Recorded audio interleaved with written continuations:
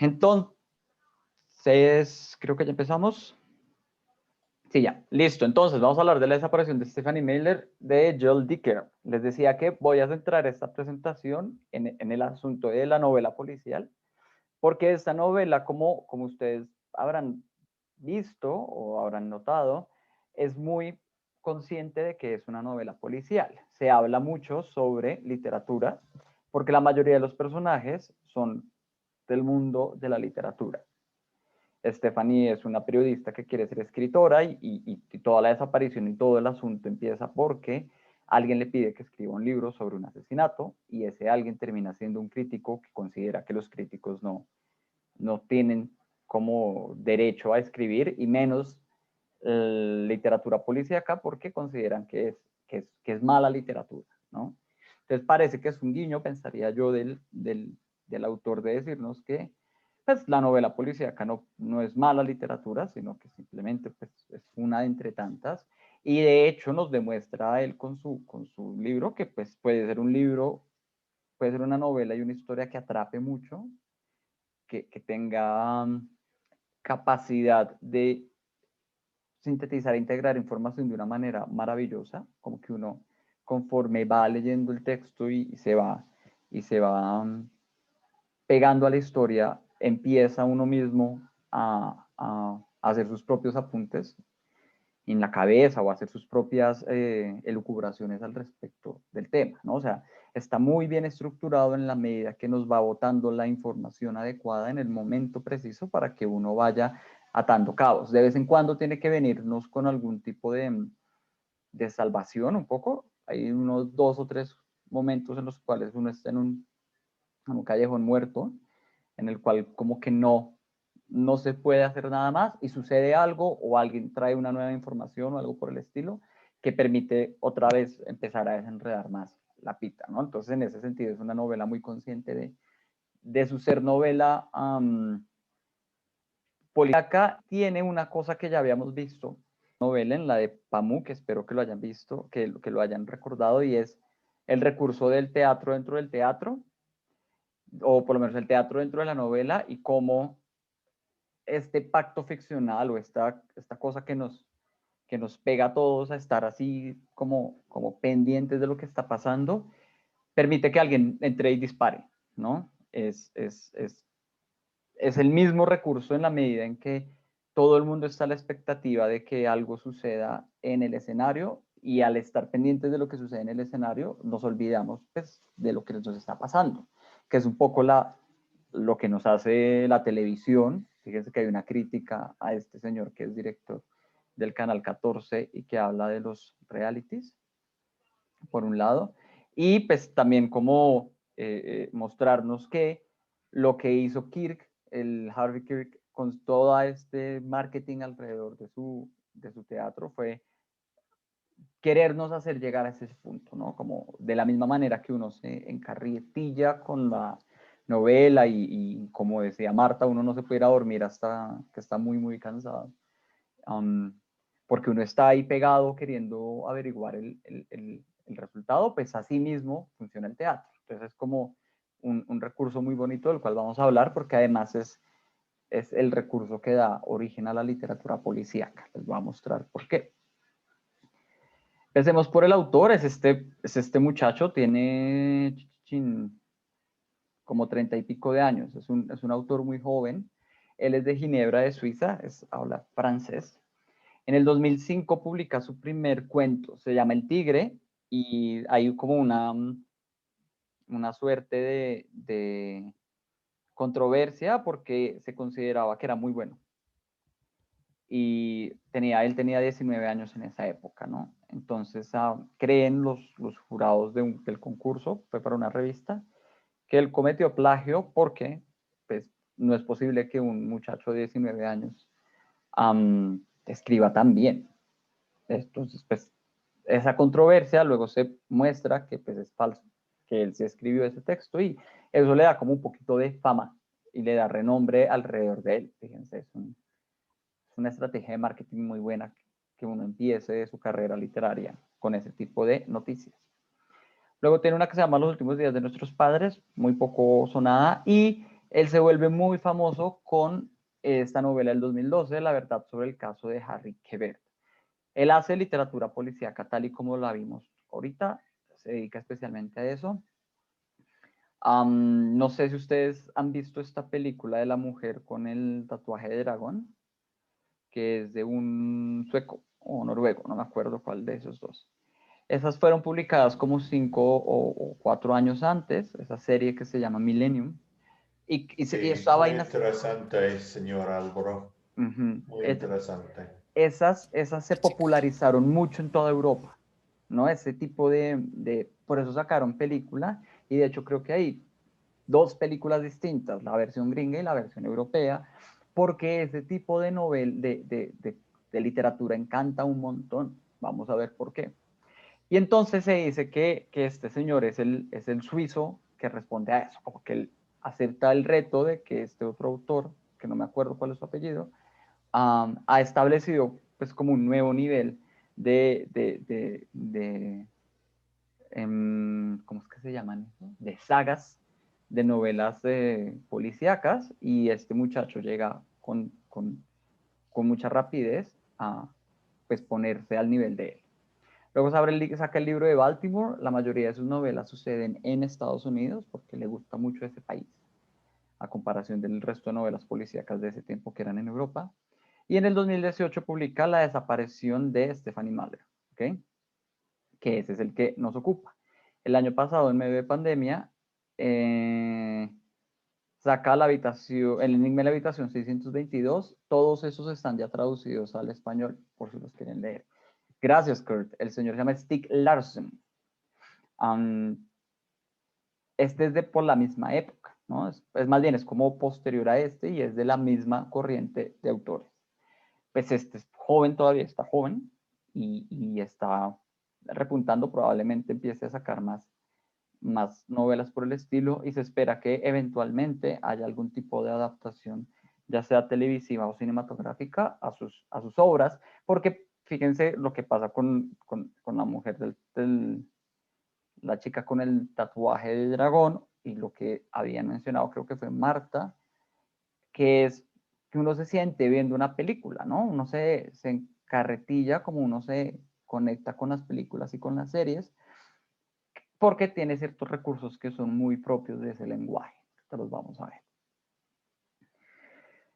Sobre la novela entremezcla muchas cosas. A veces a mí se me hacía un poco demasiado en algún punto, como sobrecogedor la cantidad de nuevas introducciones que había, pero luego pues lo iba atando de manera que todo adquiría sentido, ¿no? También por eso uno es como adicto a terminarla en la medida en que uno no quiere quedar con dudas, ¿no? Y cada vez que trae un nuevo elemento, uno empieza a descubrir, como desde la segunda o tercera historia nueva que trae, que este elemento se me va a conectar, ¿no? Entonces, cada vez que me aparece una nueva historia y empieza a contarme esa nueva historia, uno dice, ¿a dónde estará yendo? ¿A dónde estará yendo? ¿En qué momento se va a encontrar esto con la historia principal? O yo sospecho que está pasando esto o aquello. Y entonces esa intriga que le genera a uno, esa curiosidad que le despierta y que lo pone uno a trabajar como en modo offline mientras uno va leyendo, que lo hace a uno mientras uno lee ir elucubrando por su cuenta, es el resultado de estas estrategias que nombra acá. Primero que todo está esta cosa de los dos escenarios, que pase tanto en Nueva York como en los Hamptons. Ahorita les muestro dónde quedan los Hamptons y por qué es tan importante como esa ubicación. A la vez vemos la narración paralela entre los hechos del 2014 y los de 1994. Es muy especial el uso de los subtítulos que hace el autor al principio de cada sección y de cada capítulo, porque me está como contando a contrarreloj. No sé si se acuerdan de esa serie que se llamaba 24, que pues eran 24 capítulos por temporada, y cada capítulo implicaba una hora de esos 24 días, y que uno terminaba el capítulo pues con un reloj de para atrás, que uno sabía que cuando llegaba a cero es que se iba a resolver las cosas, ¿no? Es eso mismo, es esa misma estrategia de ya faltan 30 días para el festival, falta 15, falta ta, ta, ta, y uno cree ya casi va a llegar a ese punto y entonces lo mantiene a uno así fijo, ¿no? Entonces, y a la vez le van con la narración del presente, con la aparición de personajes que no saben, como Ana, que es muy importante, que no saben lo que sucedió antes y entonces toca actualizarla o recordarle lo que pasó o sí, como señalarle cosas que los otros dos ya saben, entonces no lo van a repetir, pues uno empieza a atar cosas del pasado y uno empieza a formar la misma historia del pasado, ¿no? Y nos deja además ese gran vacío, esos 20 años en los cuales han ocurrido muchas cosas a muchos de los personajes que uno quiere averiguar qué fue, ¿no? Y además, las dos formas narrativas, espero que hayan notado este es como mucho más discreto, por decirlo así, la manera en que se nos presenta, pero que sí tiene su efecto y es que generalmente se nos narran los eventos en tercera persona, excepto capítulos muy especiales en los cuales los personajes principales, está Ted, está Jesse, Anna, Dakota creo que también tiene un capítulo así, Steven Bergdorf, o como se pronuncia, todos tienen en algún punto una narración en primera persona. Yo hago esto, me gusta hacer esto, me gusta como que nos cuentan su historia y eso le da un toque muy íntimo, un toque muy personal, como de la psicología de cada uno de los personajes. Entonces, al mezclarme estos tres recursos, de estar siempre paralelamente entre dos escenarios, entre dos momentos, entre dos formas de narrar, que a veces el personaje me aparece como si yo lo estuviera viendo hacer cosas y luego me aparece como él narrándome o ella narrándome lo que piensa o cómo llegó a ese punto, uno se vuelve adicto a este libro, ¿no? Uno está ahí como con los pelos de punta agarrado a ver cuál va a ser el siguiente giro dramático o cómo esta información que me está soltando de a poquitos el personaje, lo que no me quiere decir, esta mención de este lugar específico, este nombre que nunca me explican qué es, sino que empieza a aparecer una y otra vez, pues uno empieza a querer rellenar esos vacíos, ¿no? Es un texto muy perfecto, diría yo, demasiado, en la medida en que no hay nada que quede suelto, un par de cositas quedan sueltas para mí, que quisiera yo ver si ustedes logran resolverlas, pero es un texto, vamos a decirlo en estos términos, chejoviano. De esto les voy a contar luego por qué Chekhov es importante para entender esto, pero es un texto que bajo cierta teoría literaria es lo que toca tener, ¿no? Quieren que las perras... Perdón. ¿Listo? Entonces, vamos a hablar primero del lugar, los Hamptons. Yo no sé si ustedes alguna vez han ido a Nueva York o han visto un mapa de Nueva York, pero los Hamptons es esa zona supremamente especial de veraneo y de mucho lujo que queda, la zona de veraneo y de lujo más cercana que queda a la ciudad de Nueva York. Recuerden que la ciudad de Nueva York es este pedacito de acá, todo lo que es naranja, rosado y blanco hasta aquí arribita. Eso es lo que nosotros, lo que técnicamente es Nueva York. Lo que uno conoce o lo popular es Manhattan, que es este pedacito largo. Aquí es donde están las Torres Gemelas y el World Trade Center y esa calle con las muchas luces, etcétera, etcétera, etcétera, ¿no? Manhattan, pues queda en la entrada del río Hudson, que es este que entra por acá, y entonces pues esa es en la entrada de un río. Y es un río que pues, es un poco contaminado, según tengo entendido, yo nunca he ido, pero es problemático en la medida en que, pues, como que uno no puede veranear por acá, ¿no? No es que uno pueda parchar y tener un carrito o un barquito cerca al mar o algo por el estilo, porque pues, no hay espacio. Y las zonas que están más hacia Long Island, que es este nombre, que es esta isla que se sale hacia allá, pues son las zonas más pobladas como Queens y Brooklyn, ¿no? El caso es que hacia el este, sí, que se alarga Long Island, empieza esto a volverse mucho más bonito. Y toda esta costa que hay por acá pues, se llama la costa de los Hamptons. Aquí está Southampton, esto es East Hampton y bueno, no sé qué significa realmente Hampton, no sé si eso significa algo por el estilo, pero pues es el campo de veraneo especial para las personas que viven en Nueva York. Está a 2 horas en autopista, la autopista va todo alrededor de la costa, del coastline. Ricos y famosos tienen grandes mansiones ahí sobre el mar. Es como el sueño americano del pueblo chiquito, suburbano, supremamente en el que todo el mundo se conoce con todo el mundo, cerca de la ciudad más grande del mundo. Por eso es como tan exclusivo y tan sonado que sucede en los Hamptons. La ciudad de Orfea no existe, es una ciudad inventada por el autor. Él simplemente se inspira en el tipo de ciudad que existen allá, que son, les digo de nuevo, esas ciudades con una calle principal donde hay un teatro, fíjense, donde hay algún parque, un par de restaurantes, casitas, edificios administrativos, y de ahí en adelante es lo que se llama el sprawl, el suburbio, esas calles largas, con casas, con mucho patio, etcétera, etcétera, etcétera. Vea pues, nos dice que Hampton viene del sajonio, de palabras sajonias que significan enclosure, como encerramiento, como... Sí, básicamente un encerramiento para hacer un pueblito, algo de este estilo, sí, como en tiempos medievales. sí, es realmente es un pequeño pueblito, una villa, podríamos decir en español. Creo que la palabra que se ajusta es una villa. No son ciudades con grandes edificios como de muchos pisos, sino pues esas casitas muy gringas. Que además pues es el lugar de veraneo especial porque está sobre el océano Atlántico. Frente a eso ya no queda nada, ya no hay pues, tierra, entonces pues queda directo contra el océano. Y además tiene otra gran ventaja y es que se conecta con el resto de Nueva Inglaterra, que es como las primeras 13 colonias, la parte más vieja de Estados Unidos, a través del agua, ¿no? A través de esta bahía, con Connecticut, Rhode Island, Maine, que hay un montón de personajes que se encuentran ellos allá arriba, ¿no?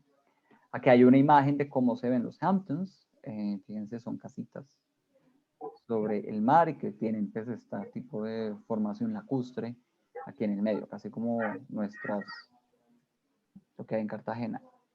En fin. Entonces, pues este es el escenario donde sucede esto. Fíjense que es una investigación fácil cuando sucede en los Hamptons, en la medida en que todas las personas del pueblo se conocen, ¿no? Todos están relacionados con todos, entre los pueblos hay comunicación muy sencilla, las cosas se complican cuando están en Nueva York y siempre está ese contraste de por qué yo terminé en este pueblito cuando yo vengo de ese gran monstruo que es la ciudad de Nueva York, ¿no? Nueva York queda hacia allá es que está Manhattan y toda la cosa, la gran manzana. Vamos a hablarles lo que les decía que les tenía preparado sobre el género policial. Esta es una novela policial especial, diría yo. No, yo no soy muy fan de este género porque me estresa de sobremanera. Me pone a trabajar demasiado, a elucubrar cosas y luego cuando resulta que no, me molesto, ¿no? Como que no es mi género favorito. Pero desde lo que he leído y lo que estudié, sé que hay varios recursos propios del género, lo que llama la anticipación, las falsas pistas y el suspenso, ¿no? La anticipación es esto de darnos migas de información, ¿no? Hay una que es muy obvia, que a mí me pareció ya demasiado obvia y entonces me molestó, que es la de Yellowstone, ¿no? Nos insisten mucho en que la señora quiere llevar a su familia a Yellowstone y el marido se niega mucho a ir porque pues no tiene plata, lo está gastando en la mano. Y el argumento que él usa para hablar de eso, para negarse a ir, como para justificar su negativa, es que la cosa es peligrosa, que hay osos y tales, y que si uno se echa un geyser, o como se pronuncia eso, el azufre deshace el cuerpo del que haya estado ahí y cuentan una noticia. Y eso parece que es un dato curioso. Hay un par de datos curiosos que luego terminan siendo anticipaciones. Porque cuando él dice, maté a esta señora y necesito guardar el cuerpo, dice, tengo que ir a Yellowstone. Y allá uno ata, uno dice, va a ocultar el cuerpo, va a destrozar el cuerpo en ese lago, ¿no? Y entonces, ese recurso de la anticipación es muy común de la novela policial y es precisamente el que lo vuelve a uno adicto, porque pues uno es propenso a, eso se llama sesgo de la confirmación, y uno acepta con más facilidad las cosas que uno creía que eran verdad. Cuando se las confirman, uno es como más propenso a aceptar y emocionarse porque alguien confirme que uno estaba bien. Entonces, al botarle a uno información, dejársela a uno como ahí por abajo y luego atarla con algo atrás que probablemente uno sospechó, uno se emociona y entonces uno se siente que está siendo parte de la historia. Entonces, en ese sentido, ese recurso es muy común. Fíjense que nombra el suicidio de esta señorita, de Tara, creo que se llama, cuando otra persona, cuando precisamente Steven, el de la revista, entra a Facebook y termina hablándose con la que va a ser su amante. Él utiliza el argumento de no dejarle a su hija entrar a Facebook porque recientemente hubo el caso de una muchacha que se suicidó porque los compañeros le hicieron bullying por ser lesbiana y pues él dice no lo puedes usar, la gente es violenta. Y luego nos enteramos que ese es el caso que sucede entre Tara y Dakota, ¿no? Aparecen un montón de ese tipo de registros a lo largo de la novela. Entonces es muy policial en eso. El otro son las falsas pistas. Uno cree, fíjense que uno tiene candidatos conforme va avanzando la novela y es que uno le van dando le van armando un caso muy creíble, ¿no? Uno mismo completa información o uno va creyendo y tales y uno cree que ya se va a concretar y ¡pah! Resulta que no. La pista falsa más tenaz es la de los subtítulos del libro, porque uno cree que se va a resolver en la obra de teatro, pero la obra de teatro es como la página 450, ¿no? Entonces son todavía 150 páginas más o 100 páginas más en las cuales no se va a resolver esto. Entonces uno le apuesta un poco a ese recurso, a esa pista, como que uno la sigue y uno dice, listo, si no fueron estos señores, estos policías, va a ser el autor de la novela y de la obra de teatro y no sucede, ¿no? Entonces, hay muchas de esos bananitos tirados por ahí. Y finalmente el suspenso.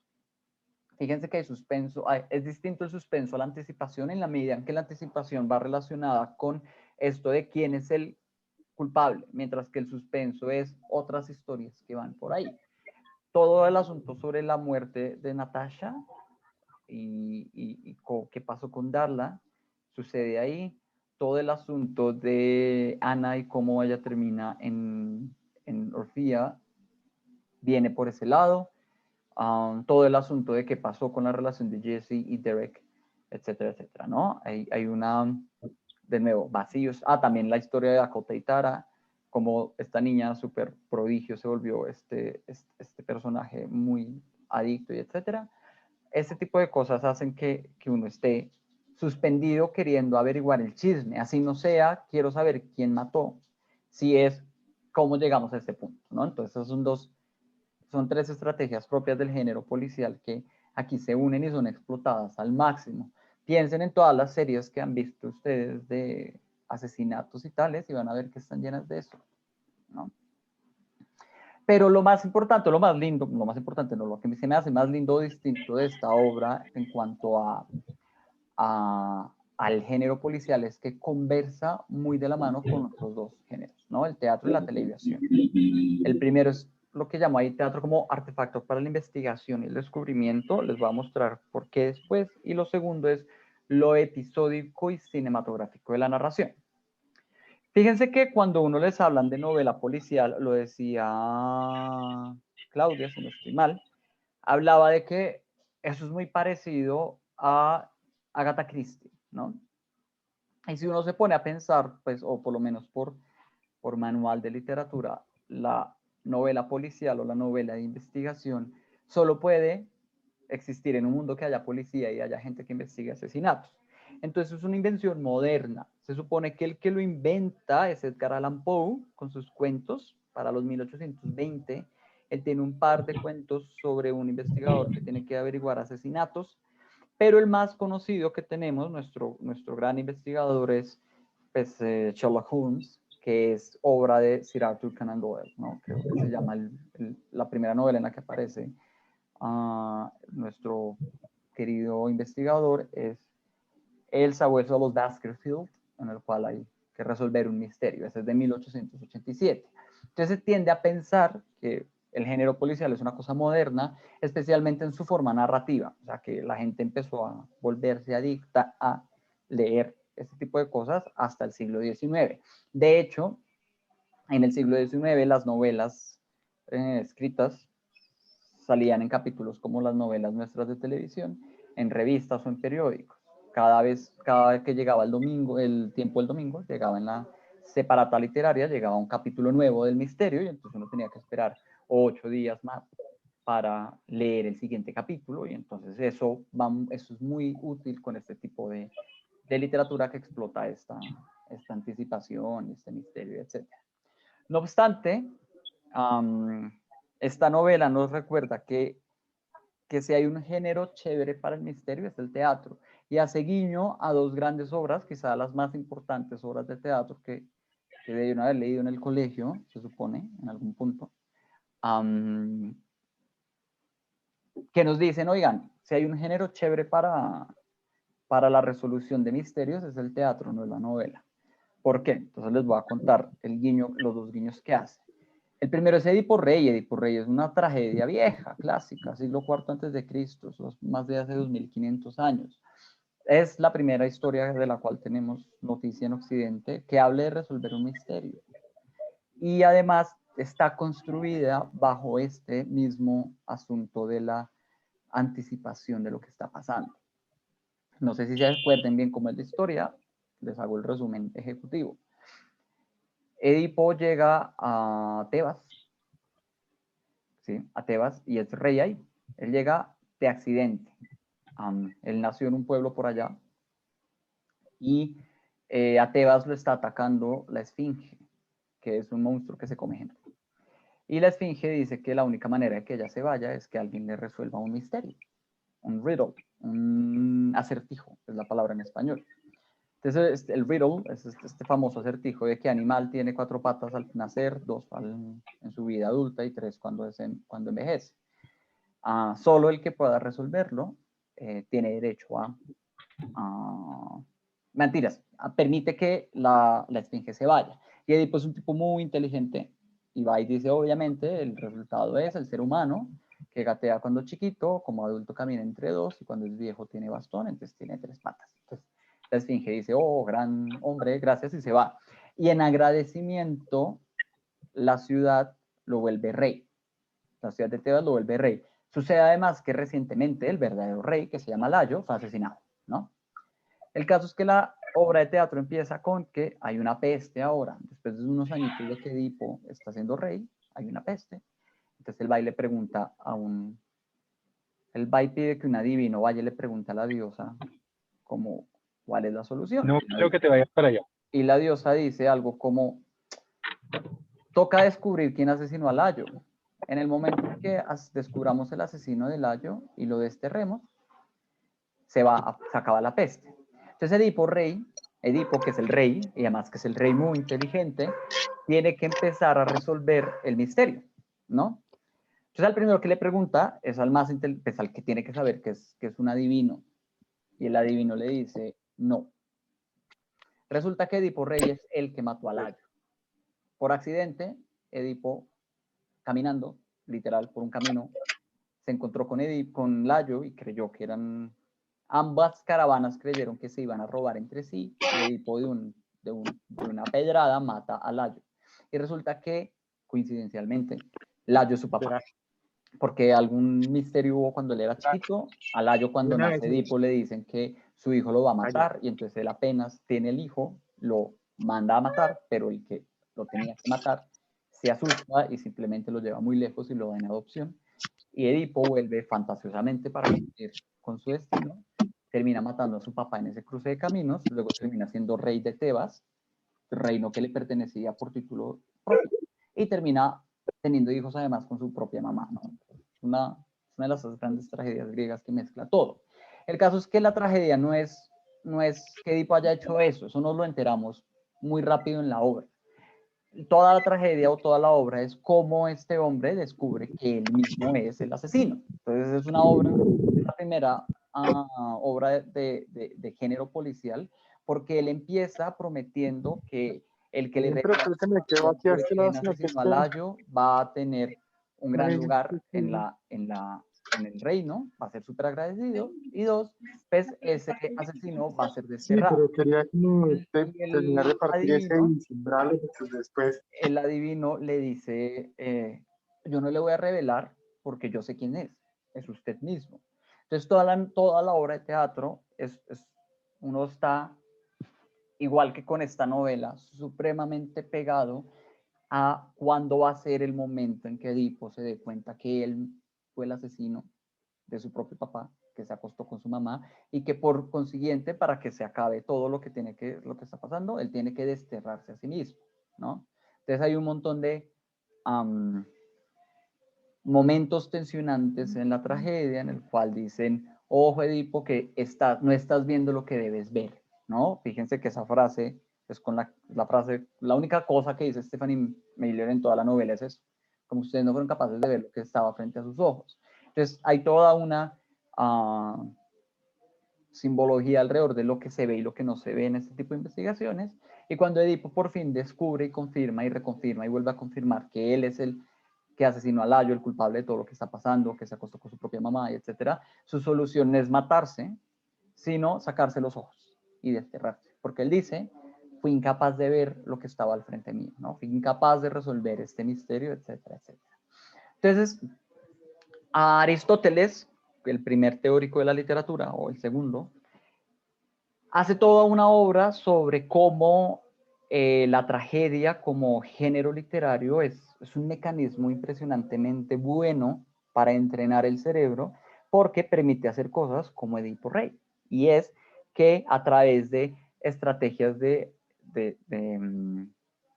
anticipación y de falsas pistas y tales, puede atraer al público de una manera muy especial. De hecho, dice, es peligroso incluso, ¿no? Como es peligroso que exista algo como el teatro que nos permita vivir un montón de emociones que no son ajenas completamente, o sea, como que yo nunca en la vida tendría que pensar en qué es asesinar a alguien o no, una persona normal, pero yo voy al teatro y lo vivo, ¿no? Entonces es gracias a este tipo de recursos que la literatura tiene ese poder fantástico de amarrarlo a uno. Por eso, de hecho, la literatura empieza, o el género más importante de la literatura antigua siempre es el teatro, no la novela, que no había, o no la narrativa, como diríamos hoy en día, sino es el teatro. Especialmente porque pues, es más fácil de consumir. Yo voy una hora en 2 horas y ya terminé. Mientras que este libro, fíjense, 600 páginas nos costaron más de un mes, ¿no? El segundo ejemplo, el segundo caso, mucho más, la segunda referencia o inspiración, o como querramos llamarlo, es Hamlet, la gran obra de William Shakespeare, obra inglesa del siglo XV, ¿no? Aquí está la escena más reconocida de Hamlet. Todo el mundo piensa que la escena más reconocida de Hamlet es cuando Hamlet le habla supuestamente a la calavera y dice ser o no ser, aunque eso no sucede así de verdad, sino es esta. No sé si se acuerdan de Hamlet, otra gran tragedia que deben haber leído, pero es simple. Hamlet es un chino, además como súper distraído, que estudiaba filosofía y que no quería hacer nada con su vida, que es príncipe, y un día se despierta y su papá le aparece, muerto, como un fantasma, y le dice, Hamlet, me mataron, y tu misión es vengar mi muerte. Y entonces Hamlet dice, uy, qué flojera, yo no quiero. Y él trata de evitar. Entonces el fantasma lo molesta y le dice, Hamlet, tienes que vengar mi muerte, soy tu papá. Y Hamlet dice, bueno, ¿qué onda? ¿Quién fue? Le dice, fue tu tío Claudio. Claudio me mató mientras yo dormía, me echó veneno para quedarse con el reino. Y Hamlet dice, uy, no creo, porque es filósofo y los filósofos nunca creemos en nada. Dice, este fantasma puede estar diciendo mentiras. Entonces el fantasma le dice, no más, vamos a hacer lo siguiente. Hay una compañía de teatro justo pasando por el pueblo, pídeles que representen esta obra. Y en la obra, un señor asesina a un rey echándole veneno mientras duerme. Entonces el fantasma le dice, Hamlet, pon a la compañía a representar esa obra y en la escena del asesinato voltea y mira a tu tío. Y dime tú a partir de su reacción si es verdad que él me mató o no. Entonces, a través de el teatro, fíjense lo mismo que vimos con Edipo Rey, a través de esta manera que el teatro tiene de atarnos y de hacernos creer cosas y de emocionarnos fácilmente, Hamlet logra confirmar que su papá sí fue asesinado por Claudio porque Claudio reacciona violentamente, ¿no? Miren que se me está descargando el combo. Claudio se mete tanto en la película, diríamos nosotros, Claudio queda tan consternado por ver una representación del teatro, de lo que está pasando, de lo que él hizo, que en el momento en que sucede la escena principal, él reacciona de una manera específica y Hamlet dice, el fantasma tenía razón, y procede a hacer la venganza que implica envenenar a todo el mundo y matar a todo el mundo, ¿no? Fíjense que en más allá de decir que el teatro sirve para resolver misterios, o más bien que el teatro es un buen género para atarnos al misterio, nos está diciendo que el teatro es un género para resolver misterios. Y es la misma promesa la que nos hace la novela en este caso. Y es, en el escenario, nos dice Kirk, en el escenario se va a revelar quién mató a Stephanie Meyer y quién mató a Megan y a toda la familia del alcalde. En el escenario. Uno podría pensar, ¿por qué nadie lo detiene y detiene esta locura? Y simplemente le preguntan, probablemente es por este tipo de cosas. Es muy común, es muy común. Por lo menos la obra más importante de teatro, que es Hamlet, hace lo mismo. Y entonces como que parece natural, por lo menos para la tradición, que la gente prometa ese tipo de cosas. Pero fíjese que no es el único caso que tenemos. Tenemos el caso, el que les hablé de Orhan Pamuk con Nieve, es algo similar. Hay una gran expectativa por lo que va a suceder en la representación teatral. Está de nuevo también esta compañía muy importante que nos va a contar algo sobre la historia de Turquía y en el momento en que estamos en el punto culmen de la obra, que se va a quemar el velo y que va a haber este acto supremamente político alrededor de la situación que es súper tensionante a la vez, ¿no? Como las muchachas que se están suicidando, sucede el golpe de Estado teatral, que además es transmitido por televisión y que la gente además no logra entender porque no saben qué tanto de esto es verdad y qué tanto de esto es ficción, ¿no? Entonces hay un montón de guiños, digamos que uno que ha leído todas estas obras, uno ve que el autor no es bobo, en el sentido en que nos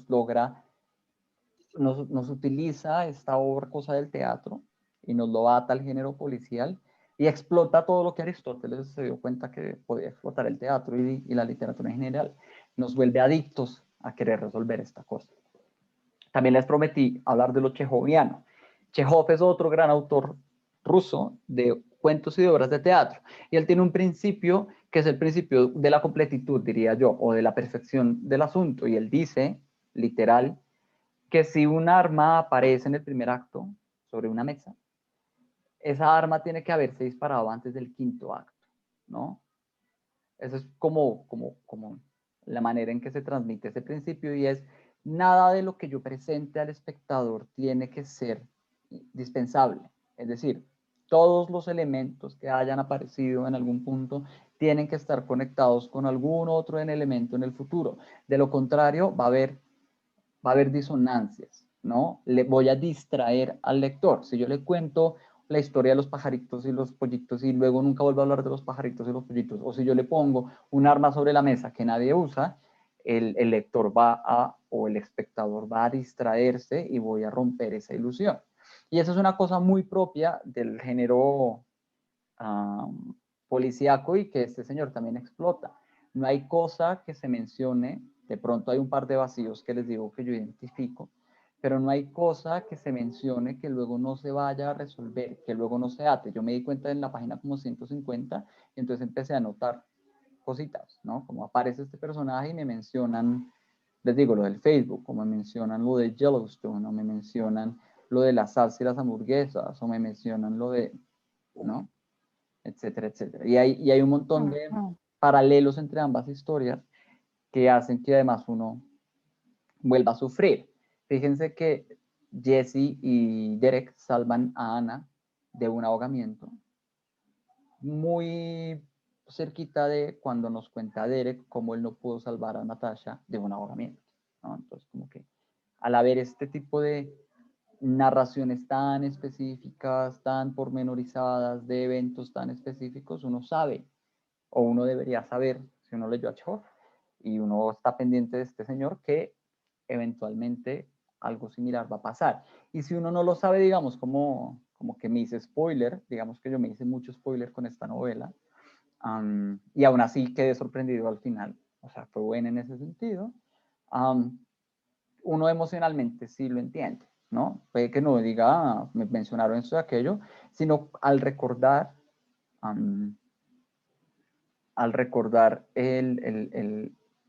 ese momento o ese elemento especial, uno tiene una reacción emocional de descubrimiento, de eureka, como caí en cuenta de esto, ¿no? Eso lo llama Aristóteles la anagnórisis, el reconocimiento de, eso que además en griego significa como recordar, como traer un recuerdo y reconocer que algo pasó.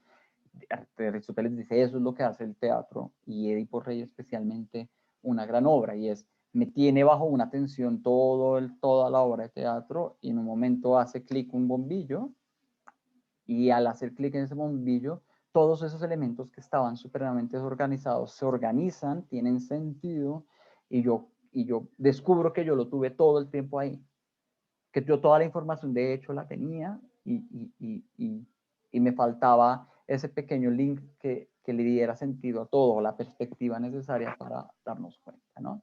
Entonces, en ese sentido, esto es una gran obra, una gran novela, explota muy bien todo este tipo de cosas, ¿no?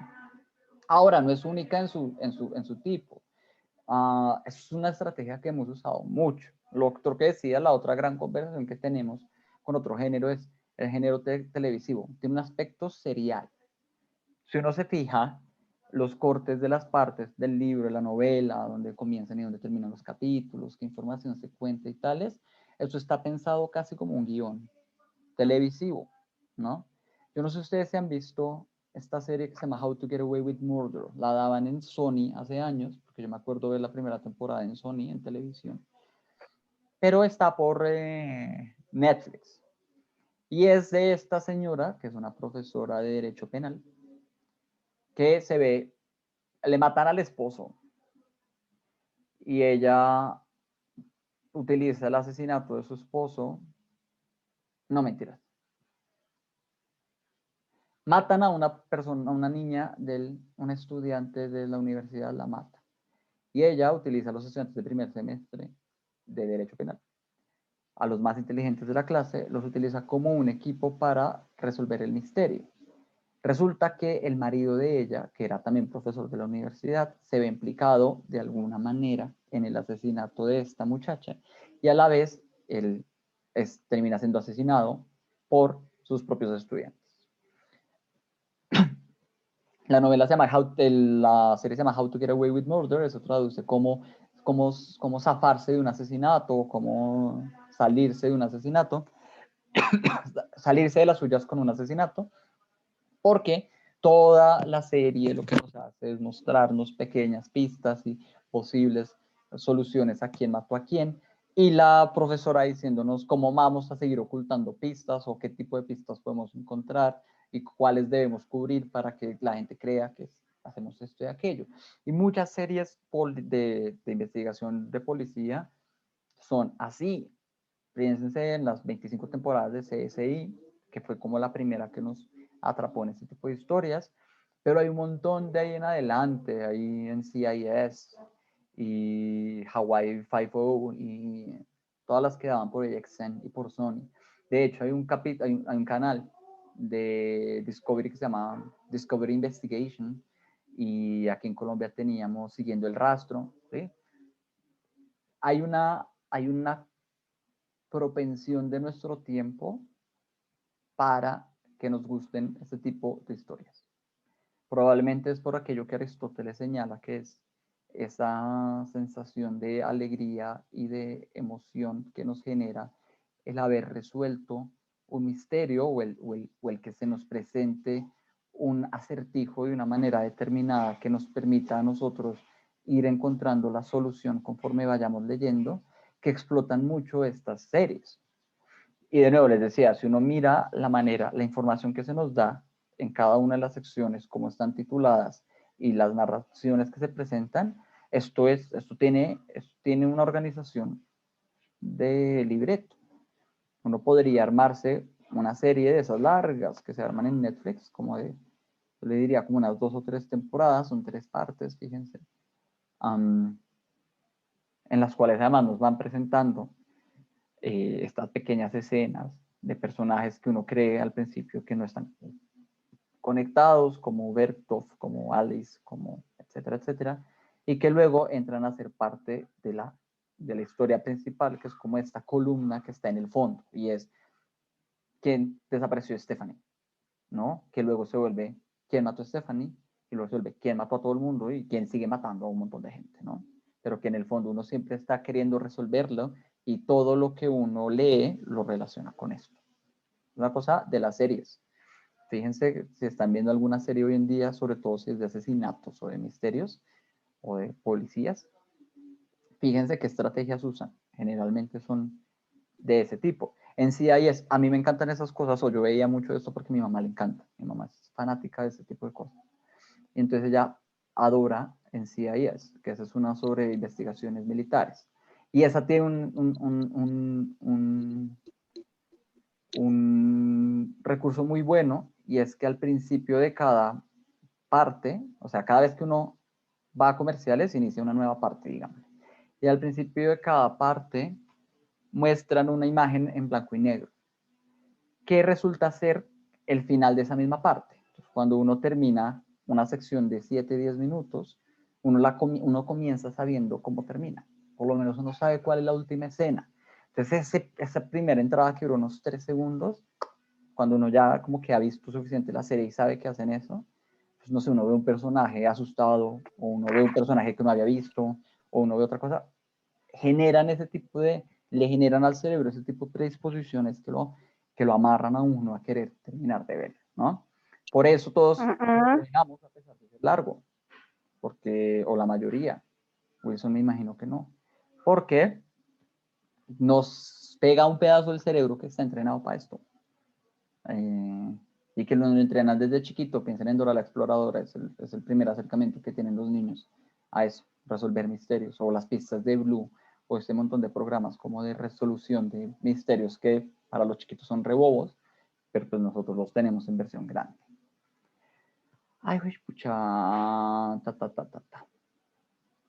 no, esto no va acá, ya, se me fueron cosas que no deberían ir.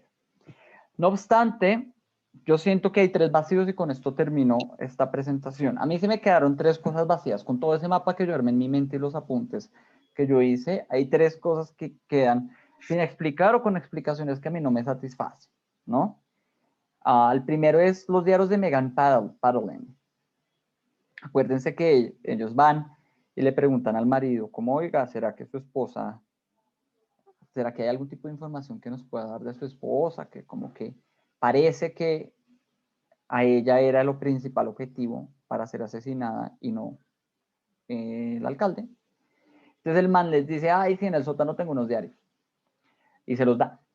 Creo que toda esa estrategia, como que hay un gran documento que nos revela muchas cosas escondido en el sótano, es un poquito gratis, ¿no? Es como, wow, gracias. Sin eso no podemos seguir. Y el señor nos dice, ay, yo no lo leí porque me pareció aburrido, y Ana se los lee completo y descubre un montón de cosas. Entre esas, que el marido sí se los leyó y que él se enteró de muchas cosas por los diarios. Entonces uno dice, Si el marido se los leyó y sabe que hay un montón de información que él nunca le dijo a la policía en su momento, ¿por qué los da? ¿No?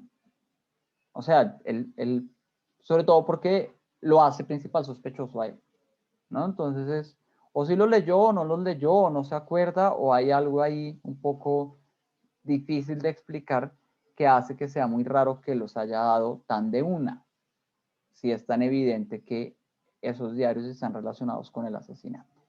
Ese es el primero. El segundo es la mentada novela de Stephanie Meyer.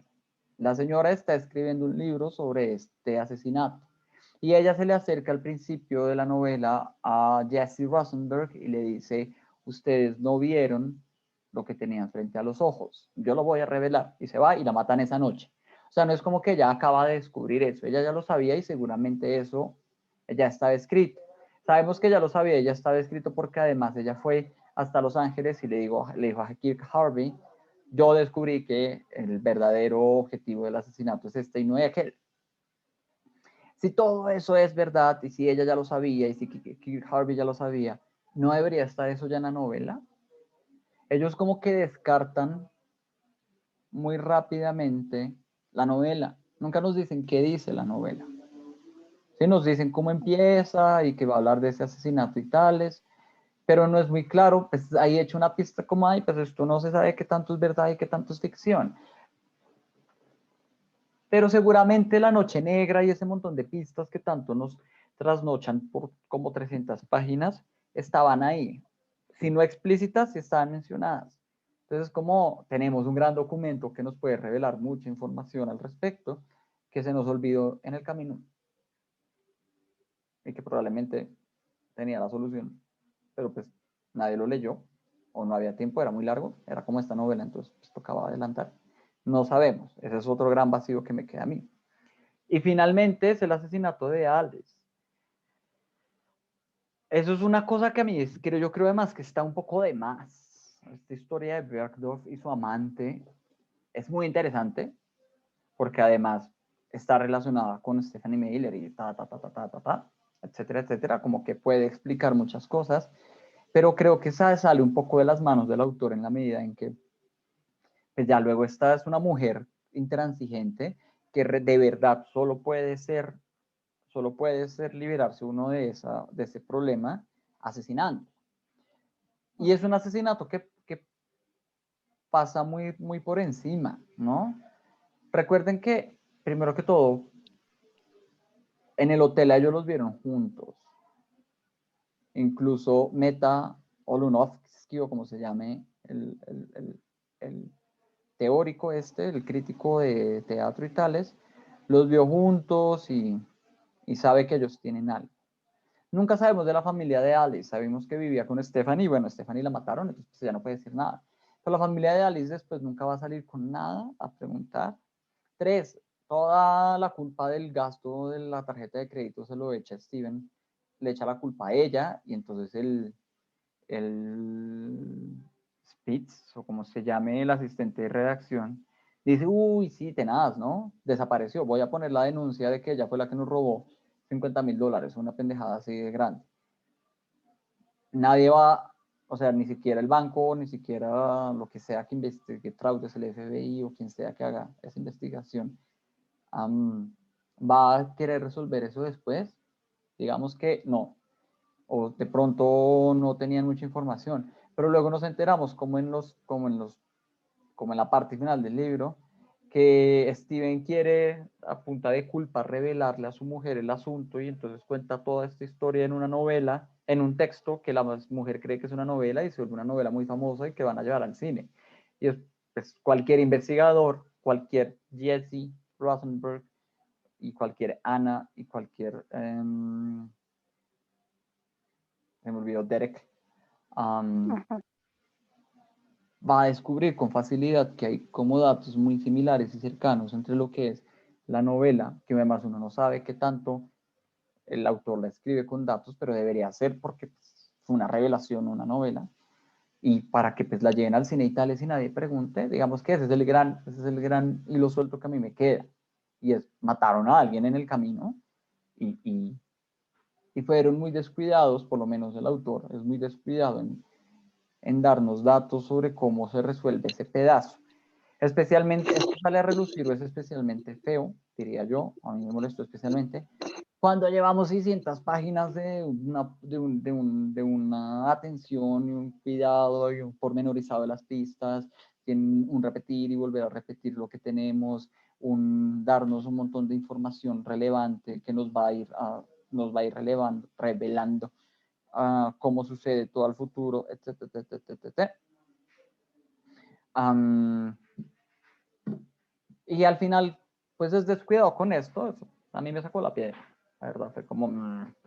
Y de nuevo, parece pues como si algo se le hubiera salido de las manos, porque pues, Alice es un personaje central, importante y muy molesto, que toca resolverlo y cerrarlo, darle cierre de alguna manera. Entonces, ahí yo siento que quedan cabos sueltos.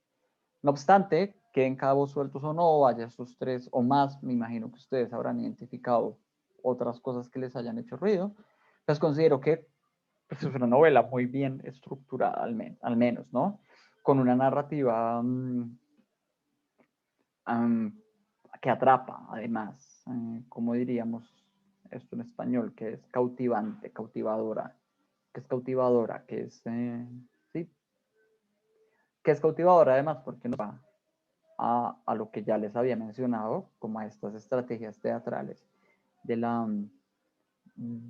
hacernos partícipes de la resolución del problema o del misterio y que al hacerlo de esa manera nos emociona bastante, nos integra de una manera supremamente especial que es muy difícil de hacer, ¿no? Que hemos visto en otras novelas que ustedes dicen no me conecto. Esta es lo único que uno no puede quejarse, es que uno no se conecte, precisamente porque nos apela a este lado muy entrenado del cerebro que tenemos, además esta generación, de querer ver la resolución de misterios y de cosas por el estilo. Entonces, muchas gracias a Adriana por la recomendación. Fue un buen libro para leer, creo que todos estamos de acuerdo con eso. Y no sé si ustedes hayan visto más cosas, quieren hablar de algún otro tema, tengan preguntas que quisieran comentar o algún comentario posterior al respecto de esto. Y las escucho.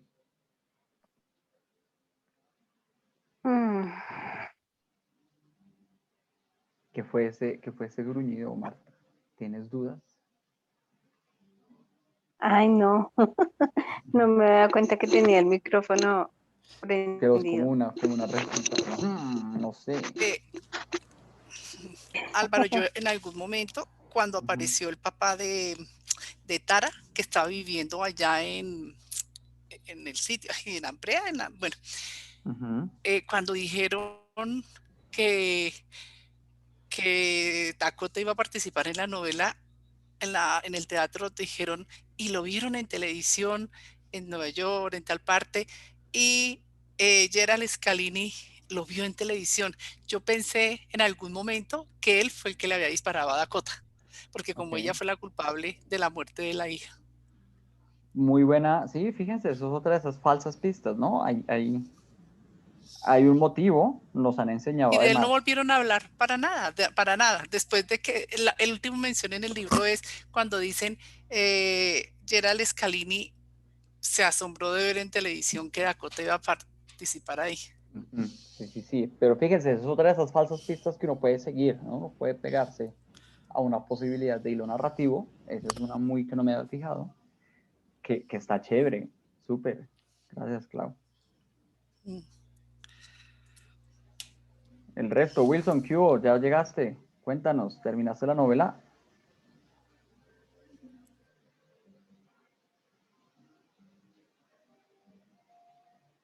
Él ya está viendo el partido. Él está ahí tratando de participar, pero no se le prende el micrófono. Él ya lo perdimos. Pues levantó la mano, pero a ver, vamos a ver si así él lo logra recuperar.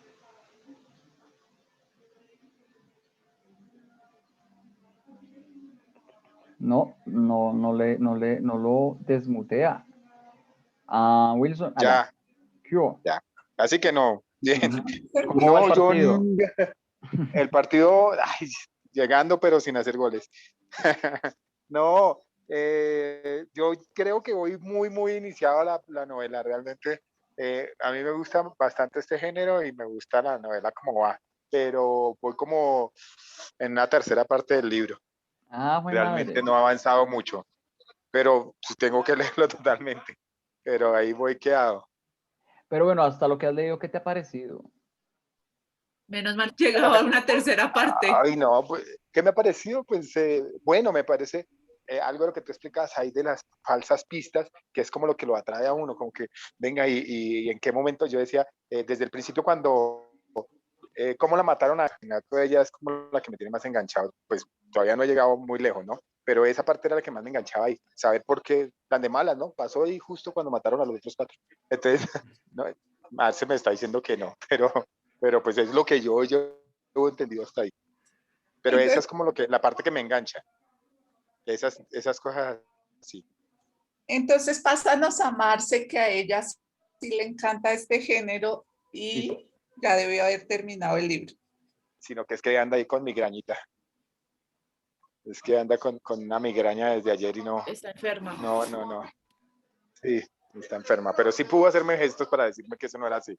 Pero no, dice que está con migrañita y está con el hielo ahí en la cabeza. Bueno, cuídate, Marce. Ah, vaina. Ojalá le Que te pase cuides, rápido. Marce. Es que además estamos sin internet y estamos desde el celular, como se pueden dar cuenta, porque como nos trasladamos estamos sin, entonces estoy yo aquí con el micrófono y todo, por eso no hay como mucha audiencia. ¿Y Cata? Cata, ¿verdad que tenía hoy una visita de los suegros y no se apareció por acá? Dice Marce acá que estaba con visitas. Pero no sé si avanzaría también en el libro porque ya creo que también le gusta bastante el género, pero ahora rato vino y se disculpó que porque tenía la cita. Ah, bueno. A Marce lee mucho a Agatha Christie, Álvaro. Es su ¿Ustedes han autora leído? favorita. Yo me he leído solo una de señoras y nunca a mí no me amarró. ¿Es parecido a esto? ¿O mejor? ¿O peor? Yo no la he leído, pero sé que Marce sí le encanta. Marce sí le encanta Agatha Christie. Es su autora. Yo he leído por ahí 2 o 3 de hace